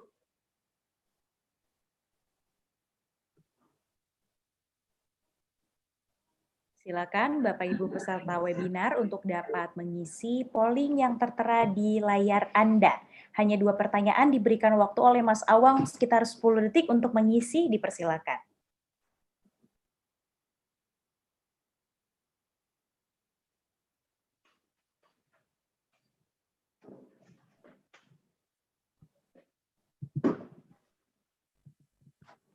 Oke, sudah? Sudah pollingnya? Boleh ditampilkan hasilnya? Oke, untuk apakah ada yang punya? Belum punya, banyak. Tapi kalau inginnya banyak. Oke, boleh di-close lagi. Nah, Bapak Ibu semua, apa yang Bapak Ibu jawab tadi pollingnya, saya tadi membuat prediksi. Nih prediksi saya ya. Ini saya buat sebelum kita melakukan seminar ini, Bapak Ibu. Prediksi saya ketika ada yang saya bertanya siapa yang saat ini punya dana warisan, ya. Prediksi saya banyak yang tidak punya. Ternyata benar, banyak yang nggak punya, gitu ya. Nah, karena dalam survei OJK masyarakat Indonesia itu untuk persiapan dana warisnya itu rata-rata di angka 150 sampai 200 kalau saya nggak salah ya. Nah, kemudian siapa yang ingin? Kalau ingin pasti yang ingin lebih banyak daripada tidak ingin. Ini prediksi saya. Ternyata hasil polling tadi sesuai. Benar ya Mbak Zerlin ya, sesuai dengan prediksi saya. Kenapa? Ya, Karena betul. banyak yang nggak punya, tetapi banyak yang ingin. Permasalahannya apa? Permasalahannya karena mungkin belum tahu caranya, gitu ya, Bapak Ibu semua belum tahu caranya. Kalau udah tahu caranya, mungkin ya.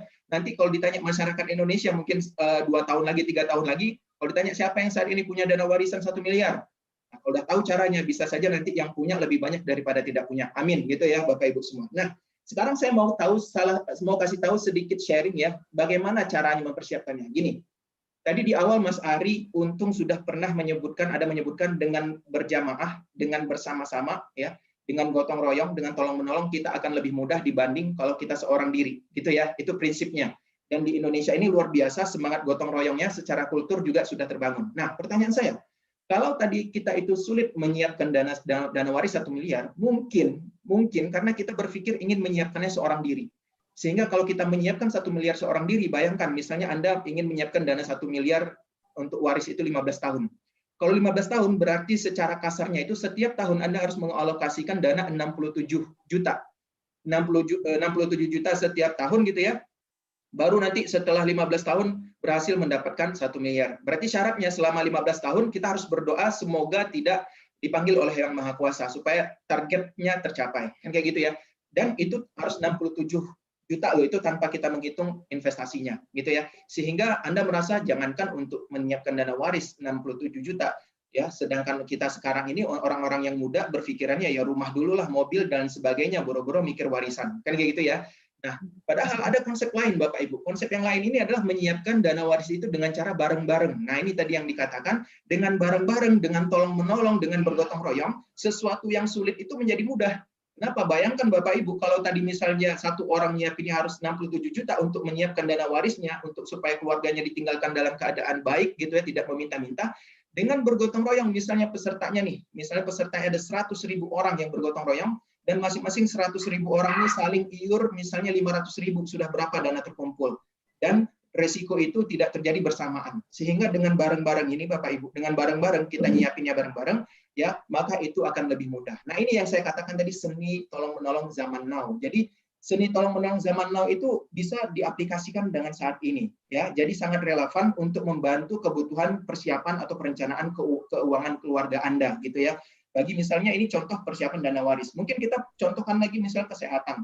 Sekarang kesehatan misalnya rawat inap gitu ya, rawat inap 10 hari, mungkin kebutuhannya berapa sampai puluhan juta. Bayangkan kalau kita nyiapinnya seorang diri, pasti sulit banget untuk nyiapin dana kesehatan aja butuh puluhan juta gitu ya. Dan itu pun kalau kejadiannya cepat, mungkin dananya belum tersedia, biayanya sudah bengkak. Tapi kalau kita menggunakan konsep tolong-menolong, jadi dengan menjadi peserta, menjadi salah satu peserta di asuransi ini, asuransi syariah tolong-menolong ini, ketika kita menjadi peserta, ketika misalnya kita kena resiko, ada peserta lain yang membantu kita. Tapi kalau kita nggak kena resiko, berarti kita sedang membantu orang lain. Nah, ini konsepnya luar biasa, gitu ya. Dengan berjamaah kita kuat. Waktu saya berapa menit lagi, Mbak Zerlin? Masih ada waktu sekitar 5 menit. 5 menit. Oke, nah jadi sesuai dengan tadi yang dipaparkan oleh Ustadz Azhar, bahwasanya asuransi syariah ini adalah usaha saling tolong-menolong antara peserta melalui pembentukan kumpulan dana yang disebut dana tabaruk, gitu ya. Nah, secara prinsip ya, ini juga terlahir karena rasa aman manusia. Manusia ingin mencari rasa aman dari apa? Karena dia memahami ada potensi ketidakpastian resiko di masa datang yang menyebabkan bisa rugi keuangannya, sehingga mereka berinovasi kira-kira apa yang bisa menolong kita, kira-kira apa yang bisa membuat kita merasa aman, yaitu dengan cara tolong menolong. Sehingga dengan tolong menolong kita menghadapi resiko jadi lebih mudah. Ini sedikit update ya terkait dengan apa yang dilakukan oleh Prudential Indonesia, di mana Prudential Indonesia salah satu bergerak dalam jasa keuangan asuransi syariah gitu ya, menyediakan yang namanya dana tabaruk ya. Jadi kita punya tenaga pemasar yang mengajak. Tadi kalau misalnya Ustaz Azhar bilang, kalau kita bilang menjual asuransi itu adalah konvensional ya, ini mengajak para masyarakat untuk menjadi peserta. Karena ini kan dana tabaruk ini milik peserta. Jadi kita mengajak, yuk ikut di dana peserta prudensial gitu ya, yuk kita ikut jadi dana peserta prudensial. Apa sih fungsinya? Ya kalau nanti Anda mengiur nih, total iuran yang terkumpul di 2019 itu 625M, Bapak Ibu semua ya. Dari 625M itu ya nanti dibayarkan ada santunan yang kita bayarkan 507 miliar. Ini sudah banyak membantu orang. Jadi kalau misalnya Bapak Ibu bagian dari dana tabaruk ini, berarti 507 miliar ini adalah bagian dari dana Bapak Ibu yang disalurkan kepada orang-orang yang saat 2019 tersebut terjadi resiko pada keluarganya. Sehingga dengan 507 miliar ini sudah membantu keluarga-keluarga yang terkena resiko. Nah, saldonya saat ini ada 887 miliar. Nah, ini dana tabaruk ini bukan milik perusahaan. Perusahaan nggak bisa mengakui ini sebagai dana tabaruk. Kalau ada perusahaan berani nih ngakuin dana tabaruk ini sebagai dana perusahaan, nanti Pak Azhar nanti yang akan kasih kartu merah gitu ya. Ustaz Azhar ya, kasih kartu merah nih. Ini dana peserta kok biarkan sebagai dana perusahaan gitu ya. Di kartu merah nanti sama Ustaz Azhar. Nah, ini kita kelola nih Bapak Ibu semua. Kita kelola dengan baik, dengan amanah supaya semua peserta bisa tertolong. Nah, kalau misalnya ada yang bertanya, ini kan kita sebagai perusahaan orang awam gitu ya, gimana untuk memastikan itu dijalankan dengan sesuai syariah? Nah, oleh karena itu DSN mengamanatkan kita supaya mengangkat yang namanya Dewan Pengawas Syariah untuk menjaga dan memonitor pelaksanaan syariah di perusahaan. Ini DPS kita ada Pak Kiai Haji Dr. Haji Muhammad Anwar Ibrahim dan Pak Ahmad Nuryadi Asmawi. Ini Dewan Pengawas Syariah kita. Jadi kita ketika ingin mengeluarkan produk asuransi syariah dan sebagainya berdiskusi kepada beliau-beliau ya supaya mendapatkan ini sudah sesuai syariah atau belum. Kalau sudah sesuai baru boleh ditawarkan kepada masyarakat supaya menjadi peserta di prudensial syariah. Nah, ini tadi kalau terkait konsep perbedaannya tadi sudah disampaikan oleh Ustadz Azhar. Saya hanya sedikit saja. Kalau di asuransi syariah itu nanti kalau misalnya ada orang mendapatkan klaim dari asuransi syariah, sumber dananya dari dana peserta, bukan dari perusahaan. Perusahaan hanya menyalurkan saja, membantu menyalurkan, menjadi pihak penyalur, ya karena untuk klaim itu sumbernya ya dari peserta sendiri, mereka tolong menolong. Perusahaan hanya sekedar membantu menyalurkan, menyiapkan konsepnya, menyiapkan sistem operasionalnya. Nah, mereka dapat dari situ yang namanya fee atau jasa tadi. Kalau di konvensional itu ibaratnya jual beli premi dapat klaim gitu ya. Sehingga ini kalau misalnya ada asuransi konvensional itu dia menuntut klaim, dapat klaim, maka klaim itu uang perusahaan, bukan uang peserta. Jadi itu memang benar-benar keluar dari kantong perusahaan sendiri ya. Nah, tapi kalau di syariah sumber klaimnya itu dari dana peserta. Sekian dari saya, sebelum saya tutup, semoga sharing ini bermanfaat. Sekali lagi Ustaz Azhar, kalau ada yang salah mohon diperbaiki ya Ustaz Azhar ya, jangan biarkan kita dalam kondisi tidak benar. Oke, ini sedikit ada kuis berhadiah Mbak Zerlin ya, boleh ya? Wah. Nanti kuis berhadiahnya tinggal hubungi panitia ya, hubungi panitia kira-kira konsep hadiahnya. Saya akan ngasih satu slide, nanti peserta yang pertama kali menjawab di kolom chat ya. Di kolom chat, sekali lagi di kolom chat. Okay. Ya, di kolom chat. Yang pertama kali nanti jawabannya benar, ya. Nah, maka itu nanti dia mendapatkan hadiahnya, ya.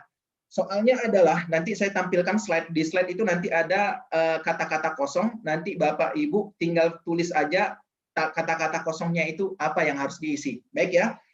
Siap. Ya, ini saya tampilkan pertanyaannya. Oke. Di sini ada 4 kata kosong, silakan diisi apa saja ada 4 kata kosong ini. Di kolom chat, siapa yang pertama kali jawabannya benar, maka dia mendapatkan hadiah. Di kolom chat, sekali lagi di kolom chat ya. Ada 4, silakan. Ayo Bapak Ibu, cepat-cepatan ya. 4 apa gitu ya, harus lengkap, nggak boleh satu-satu. Dia harus 4. Harus 4. Dalam satu kali chat sudah langsung menjawab 4 hal. Langsung 4. Satu kali chat harus langsung 4, nggak bisa satu-satu. Oke, sudah mulai banyak dan sudah ada yang benar. Mungkin nanti panitia tolong di ini ya. Wah, ternyata ramai banget, 1000. Udah langsung ratusan nih Pak Awang yang jawab. 1000 orang yang menjawab. Oke, mungkin ya saya kasih advice udah apa istilahnya nggak usah dijawab lagi, udah putus asa, udah ada yang jawab pertama ya, udah ada yang jawab. Jadi jawabannya adalah oke. Hidup lama, meninggal dini, cacat, dan sakit. Ini adalah potensi resiko ketidakpastian. Jadi kalau kita nggak mau nih, kalau kita hidup sebagai manusia nggak mau ada resiko ini, ya berarti nggak usah hidup aja kan kayak gitu ya. Namanya hidup ya pasti ada resiko ini dan ditentukan oleh Yang Maha Kuasa. Cuman kita bagaimana membuat ikhtiar itu kan membuat pilihan yang baik gitu ya. Supaya nanti ketika resiko itu terjadi, kita nggak minta-minta, nggak dan sebagainya, karena kita bersama yang lain itu saling tolong-menolong ya, bekerja sama untuk mempersiapkan masa depan kita. Dengan bersama-sama pastinya kita lebih kuat. Sekian dari saya dan terima kasih, saya kembalikan kepada MC kita Mbak Zerlin. Baik, terima kasih Pak Awang yang sudah menyampaikan materinya. Pastinya sangat menambah pengetahuan kita terkait dengan asuransi syariah dan juga konsep tolong-menolong itu sendiri ya. Baik, Ustadz Azhar dan juga Pak Awang, ini sudah ada beberapa pertanyaan yang dipilih. Sebenarnya pertanyaan yang masuk sangat banyak, tapi panitia memilih beberapa. Ini akan kita ajukan dulu pertanyaannya kepada Ustadz Azhar. Mohon untuk dijawab, Ustadz. Ini pertanyaan pertama dari Erwin Setriaman Zega. Pertanyaannya, saya seorang non-muslim dan setiap agama itu punya seni tolong-menolong tanpa pamrih. Namun sekarang ini lama-kelamaan banyak orang yang hanya mau menolong sesama agama atau sesama kelompoknya saja. Dan sikap toleransi lama-lama mulai hilang. Bagaimana para pembicara menyikapi hal tersebut? Bagaimana para pemuka agama menghadapi hal yang demikian? Terima kasih. Silakan Ustadz Azhar untuk langsung dijawab pertanyaannya. Ya, terima kasih Mbak Zerlin atas penyampaian pertanyaannya.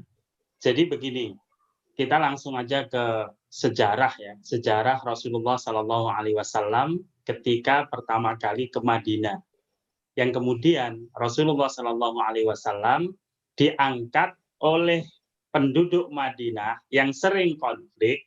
Rasulullah diangkat sebagai pimpinan di Madinah, ya dalam bahasa sekarang presiden lah, kepala negara di Madinah. Apa yang dilakukan oleh Rasulullah? Rasulullah menyatukan seluruh elemen masyarakat Madinah, yang di situ ada orang Nasrani, ya, orang Kristen, ada orang Yahudi, ada orang Majusi, ada orang Islam, disatukan dan membuat namanya Misakul Madinah. Misakul Madinah itu piagam Madinah, yang di antara isinya sesama penduduk Madinah itu saling tolong menolong tanpa membedakan sukunya, karena di situ suku juga banyak di Madinah karena kota metropolitan ya. Juga tidak boleh saling memusuhi dengan yang berbeda agama. Itu jelas sekali. Apa artinya? Dalam Islam prinsip tolong menolong itu tidak eksklusif, ya, tapi sifatnya adalah inklusif. Makanya tadi di awal saya katakan tolong menolong sesama muslim, iya, termasuk juga tolong menolong sesama manusia. Makanya ada ukhuwah Islamiyah sesama muslim, ada ukhuwah basyariah sesama manusia, ada ukhuwah watoniyah persaudaraan sesama bangsa, anak bangsa, NKRI. Jadi Islam sangat inklusif ya, sangat membuka peluang tidak hanya sesama muslim tolong menolong ini, termasuk ketika asuransi syariah, bolehkah pesertanya non muslim? Tidak masalah, tidak ada persoalan syar'i, boleh. Bolehkah yang bisnis ya, yang memiliki perusahaan yang mengelola asuransi adalah non muslim? Tidak ada larangan. Di seluruh dunia ini tidak ada negara satupun negara yang melarang non-muslim ikut-ikutan memiliki perusahaan asuransi syariah. Tidak ada. Artinya apa? Syariah bersifat inklusif, merangkul semuanya, bukan bersifat eksklusif. Seperti itu, Mbak Zerlin. Baik, mudah-mudahan ini tadi dicontohkan oleh Ustadz dari zaman Rasulullah saja sudah ada contohnya ya Ustadz ya. Mudah-mudahan generasi zaman now ini bisa terus melestarikan kebiasaan itu bahwa tolong-menolong tidak bersifat eksklusif tapi inklusif. Kita baiknya memang menolong sesama manusia, sesama anak bangsa. Baik, pertanyaan selanjutnya Ustadz, ini dari Bambang Irawan. Bagaimana penerapan dan teknis pengawasan penyalahgunaan rekening tabaru bagi peserta yang menggunakan kedok asuransi syariah, namun realitas bisnis yang dijalankan di bidang perjudian atau bisnis yang dihindari dalam agama? Apakah ada sanksi khusus seperti apa? Mohon dijelaskan. Silakan Ustaz. Ya, terima kasih Mbak Zerlin. Jadi bagaimana cara mengawasi dana tabaruk peserta ya? Pertama, pengawasan oleh DPS, Dewan Pengawas Syariah. Tadi Ustadz Awang yang selalu muda udah menyampaikan ya, di antara yang membedakan asuransi syariah dan asuransi konvensional adalah asuransi syariah diawasi oleh namanya Dewan Pengawas Syariah untuk memastikan bahwa tata kelola asuransi tersebut sesuai syariah, termasuk dana tabaruk tolong menolong tadi. Misalnya mau diinvestasikan kemana, itu dipantau sama DPS. Oleh karena itu, kalau diinvestasikan nggak sesuai syariah, tentu saja nanti diperingatkan. Bahkan kalau nggak mau merubah, DPS memiliki wewenang untuk melaporkan ke OJK. Satu, Mbak. Yang kedua, juga di asuransi syariah ada komite audit internal ya. Dan di antara konsen di perusahaan asuransi yang syariah, komite audit internal juga membantu juga kalau ada temuan aspek-aspek syariah. Maka komite audit yang internal ya, bagian audit, departemen audit maupun komite yang di bawah komisaris itu harus mengerti syariah juga, sehingga nanti membantu ketika ada temuan-temuan. Yang ketiga, ada lagi Mbak, audit dari OJK, Mbak. Jadi OJK, Otoritas Jasa Keuangan, ini tidak hanya mengaudit aspek keuangan secara umum, termasuk mengaudit kepatuhan terhadap syariah. Nah, oleh karena itu tidak jarang Mbak saat ini ya, misalnya DPS ngawasi lewat, internal audit ngawasi lewat, OJK bisa nemukan Mbak. Nanti ditanya tuh DPS-nya, kok seperti ini dibiarkan? Jadi DPS-nya saat OJK melakukan audit, DPS bisa dipanggil kalau ada hal-hal yang nggak sesuai syariah. Dan yang terakhir, ini yang penting Mbak ya, kalau semuanya itu lewat, ada Allah Subhanahu wa Ta'ala yang ngawasi. Wah, itu udah levelnya udah banyak sekali, Mbak. Jadi tenang aja. Iya.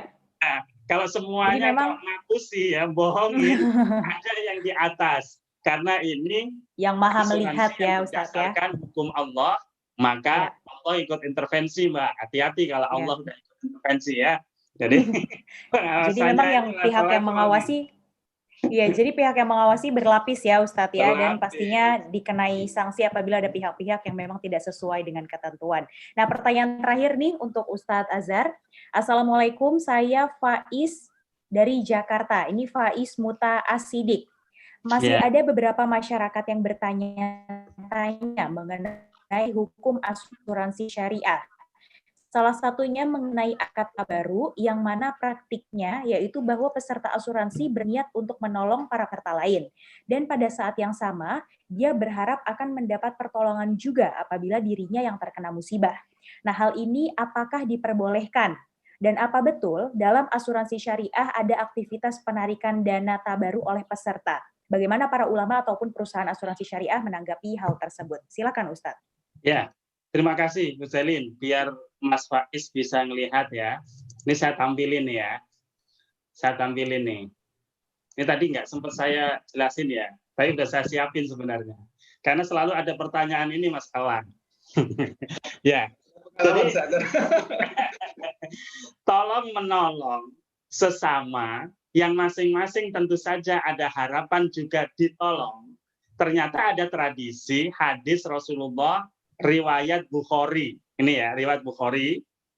An Abi Musa qala Nabi sallallahu alaihi wasallam innal as'ariyin idza armalu fi ghazwin aw qalla ta'amu iyalihim bil Madinah jama'u ma kana indahum fi thawbin wahid thumma samu bainahum fi ina'in wahid bisawiyah fahum minni wa ana minhum. Nih ya, artinya ya, dari Abu Musa radhiyallahu an, sahabat Nabi, bahwa Rasulullah bersabda, warga As'ariyin, ini kaum As'ari ya, kalau di Medan ada Nasution ya, ada Harahap. Nah, ini di Mekah juga ada namanya As'ari, kelompok As'ari ya, suku As'ari. Ketika keluarganya mengalami kekurangan makanan ya, atau karena perang sehingga ada masa paceklik, maka mereka mengumpulkan apa yang mereka miliki dalam satu kumpulan. Jadi satu keluarga punyanya tempe, bawa tempe, punyanya nasi, bawa nasi, punyanya jus, bawa jus, dikumpulin semuanya. Kemudian dibagi di antara mereka secara merata, Mereka adalah bagian dari kami adalah bagian dari mereka. Nah, ini tradisi gotong royong ketika masa paceklik, yang satu punya tempe, bawa tempe, satunya punya nasi, bawa nasi, satunya punya apa, dikumpulkan, kemudian dimakan bareng. Nah, ini tradisi dibolehkan, dan hadis ini juga sebagai dasar asuransi syariah. Nah, juga ada hadis yang lain ya, ini namanya hadis akilah, panjang, tapi substansinya begini. Jadi di tradisi Arab meskipun belum ada prudensial, tapi dulu sudah ada tradisi tolong menolong kalau salah satu anggota keluarga itu kena musibah. Nah, biasanya musibah misalnya karena tawuran sehingga satu suku membunuh suku yang lain. Nah, itu kalau ada yang suku yang lain yang terbunuh, nah, dalam kasus Rasulullah SAW ada yang namanya ibu-ibu nih ya, saling lempar-melempar, akhirnya yang satunya meninggal. Kemudian Rasulullah SAW sebagai nabi dan sebagai hakim memutuskan bahwa perempuan yang melempar perempuan lain sampai meninggal tadi itu dikenakan namanya diat. Diat itu uang darah ya, uang kompensasi. Nah, kayak inilah TKW kita ketika bunuh orang Saudi, oke, nggak dihukum bunuh tapi bayar diat. Akhirnya gotong royong kemarin 7 miliar tuh Mas Awang ya. Nah, dalam tradisi Nabi seperti itu sudah diantisipasi. Jadi kalau ada satu kelompok ya, kaum, itu anggota kelompoknya harus membayar diat, maka seluruh keluarga, nah istilahnya akilahnya, kerabat dari orang laki-laki, mungkin paknya, pamannya, waknya, tulangnya, gitu ya, ngumpulin duit bersama untuk mengcover diat yang harus dibayarkan oleh anggota suku tersebut. Nah, ternyata ini sudah ada zaman Rasulullah ya, diriwayatkan oleh Imam Bukhari. Nah, atas dasar hadis-hadis inilah kemudian para ulama membolehkan adanya asuransi karena semangatnya sama. Kalau asuransi sudah ada zaman Rasul, nggak ada asuransi, nggak ada. Asuransi itu produk modern. Nah, karena prinsip dasar bisnis itu al-asufil mu'amalah al-intaha, prinsipnya boleh. Tapi kalau ada yang melanggar, dihilangkan. Kan begitu ya? Kalau ada yang melanggar, dihilangkan. Jadi tidak bertentangan dengan prinsip tolong-menolong. Nah, pertanyaannya, kalau dia tolong-menolong, boleh nggak kemudian minta ditarik? Nah, di fatwa DSN nomor 81 itu tegas. Pada prinsipnya, kalau sudah memberikan uang tolong menolong tidak boleh ditarik, ya. Kecuali semua peserta setuju untuk dikembalikan. Semua peserta diwakili oleh siapa? Diwakili oleh perusahaan. Perusahaan mengetahuinya peserta setuju dari mana? Dari polis yang diisi di awal. Bahwa jika terjadi misalnya penarikan karena mundur ya di tengah-tengah sementara cover asuransinya masih lama, nah, dimungkinkan untuk dikembalikan. Tentu dengan perjanjian berapa persen karena ada biaya-biaya yang dikeluarkan. Nah, jadi prinsip dasarnya nggak boleh. Boleh kalau disepakati. Kalau analog dengan yang saya contohkan tadi yang di RT ya, misalnya nih ketika urunan di RT ternyata nggak ada yang sakit. Tapi kemudian karena ada wabah, RT harus bubar pindah ke daerah lain. Ternyata ada uang yang masih kumpul. Boleh nggak dimakan bareng untuk beli sate, Mas Awang? Boleh. Kalau semuanya sepakat kan gitu. Nah, boleh. Jadi kalau ada misalnya di kelas kita urunan nih, satu kelas. Begitu SMA udah lulus, kita harus bubar. Jadi ada uang di kelas, yuk kita beliin. Makanan dimakan bareng, boleh nggak? Boleh. Nggak ada masalah. Asal semuanya sepakat untuk itu. Tapi prinsip dasarnya, kalau kita memberikan hibah, memang tidak boleh ditarik. Ya. Karena Rasulullah mengatakan orang yang menarik hibahnya itu seperti anjing muntah, kemudian muntahnya dimakan kembali. Nah, atas dasar itulah prinsip dasar yang dikemukakan di fatwa tidak boleh, kecuali para pihak semuanya sepakat bahwa dimungkinkan adanya pengembalian. Termasuk ketika nanti surplus ya. Surplus itu artinya ada kelebihan dari dana cadangan asuransi pembayaran klaim. Nanti nggak kepake misalnya. Boleh nggak dikembalikan? Kalau disepakati semuanya boleh. Dan itu ada di fatwa di SNMUI termasuk fatwa internasional ya. Di AOIV pun surplus underwriting itu dimungkinkan. Jadi ini buktinya ya Mbak. Ini Mbak, Nah, nanti kalau mau buka, ada yang memerlukan saya kirim ya. Ini ada di standar di fatwa nomor 26 di bukunya nih yang bahasa Arab. Kalau nggak bisa bahasa Arab, bahasa Jawa nanti terjemah dulu. Nah, Baik, Ustadz. ada. Oke ya, Ya. jadi ini Baik. bukan hanya pendapat Dewan Syariah Nasional MUI saja, tapi juga pendapat di dunia internasional pun membolehkan. Gitu, Mbak. Makasih. Baik, terima kasih banyak Ustadz Azharuddin yang sudah menjawab pertanyaan-pertanyaan yang masuk. Ustadz, insya Allah mudah-mudahan semakin menambah pemahaman kita mengenai asuransi syariah dan juga konsep tolong-menolong. Terima kasih ya Ustadz. Selanjutnya kita lanjut ke pertanyaan untuk Mas Awang. Mas Awang mohon dijawab dengan singkat mengingat durasi ini Mas ya. Pertanyaan pertama dari Nazif Prietra Riyadi. Yang sering jadi masalah dalam asuransi adalah sulitnya dalam klaim saat terjadinya resiko. Bagaimana dari Prudential menjawab hal ini? Silakan, Mas Awang. Ya, baik. Memang salah satu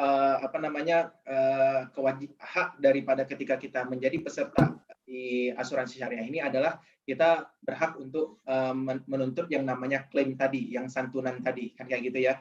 Makanya kalau dari kita sendiri ya dari sisi perusahaan menyediakan mengutamakan bagaimana supaya klaim ini bisa semudah mungkin diakses oleh nasabah kita dengan cara kita yang mengklaim itu bisa menghubungi agen-agennya atau menghubungi perusahaan secara langsung ya. Intinya kadang mudah tidaknya itu karena ketidaktahuan di awalnya, sehingga kalau Anda ingin menjadi peserta, karena tadi dibilang jawabannya harus singkat gitu ya. Kalau Anda jadi peserta, ketika menjadi peserta asuransi syariah, pahami cara proses klaimnya, bagaimana cara prosesnya, apa yang dibutuhkan, supaya nanti ketika Anda sudah tahu di awal, maka image-image ini susah dan sebagainya, itu tidak terjadi. Kalau memang dikatakan ada klaim ini kok susah, itu mungkin bisa dikatakan fakta, tetapi ada fakta juga beberapa nasabah asuransi mengatakan klaim dan asuransi itu ternyata mudah.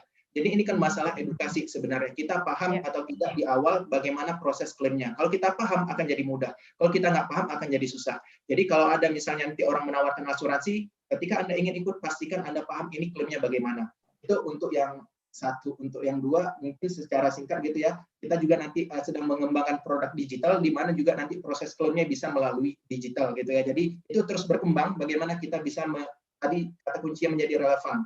Kalau dulu misalnya klaim itu sangat susah karena jaraknya jauh misalnya dan sebagainya, bagaimana mempersingkatnya lewat digital. Nah itu sedang kita usahakan supaya servis kita sebagai wakil nih ya, kan perusahaan ini sebagai wakil, diwakilkan oleh peserta, kita memegang amanah supaya hak-hak daripada peserta ini bisa kita sampaikan sebaik mungkin. Tapi intinya tolong pahami proses dan mekanismenya apa-apa yang dibutuhkan ketika Anda menjadi peserta asuransi syariah. Sehingga hal-hal tadi itu bisa dihindari. Gitu ya, pemahaman yang pertama kuncinya. Gitu, baik, jadi memang peserta asuransi syariahnya harus aktif ya Mas ya, untuk membekali dirinya terkait dengan informasi-informasi yang terkait dengan mekanisme. Nah, ini ada pertanyaan borongan nih Mas, dari Dina Lestari Sitompul. Pertanyaan yang pertama, apa yang membedakan asuransi syariah dengan asuransi reguler? Mungkin bisa singkat saja Mas Awang. Perbedaannya sama seperti kalau kita perbedaan ayam tepung halal dengan ayam goreng tepung halal dengan ayam goreng tepung non halal. Bedanya ya di proses penyembelihannya kalau ayamnya. Kalau di syariah, asuransi syariah dengan asuransi konvensional bedanya di mana? Bedanya dari segi prosesnya, penggalangan dananya. Jadi kalau di konvensional Anda dapat klaim, itu klaim uang perusahaan. Kalau di syariah Anda dapat klaim, maka klaim itu adalah uang dana peserta, bukan dari perusahaan. Mungkin singkatnya seperti itu, Mbak. Baik, lanjut ya Mas ya ke pertanyaan berikutnya. Apakah benar info yang saya dapatkan mengatakan jika syariah Islam mengizinkan mengandung riba 10%? Boleh nggak nih Mas? Silakan dijelaskan. Mungkin pertanyaan perlu, saya nggak tahu ya, itu mungkin kalau mengizinkan mungkin kurang pas gitu ya, mungkin lebih kepada kadar toleransi kalau yang saya pahami, mungkin Ustadz Azhar nanti bisa koreksi.